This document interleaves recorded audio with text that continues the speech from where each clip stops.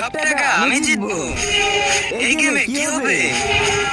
আন্ডা, আন্ডাকে ঢিল দিতে হবে, ফেটে গেলে সে এলিমিনেট হয়ে যাবে। কি? এটা তো অসম্ভব। শুরু করো, গেম তো খেলতে হবে, নাহলে সবাই মারা যাবে। আমি শুরু করি। ফুটে গেল, এলিমিনেট। প্লিজ বেরো না, এখন আমার নাম্বার। এটা তো পাগল, এত উপর থেকে তো আন্ডা ফেটে যাবে। আমাকে দেখো, আন্ডা ভেঙে গেল, আমাকে মেরো না। এখন আমার পালা, কি করি আইডিয়া।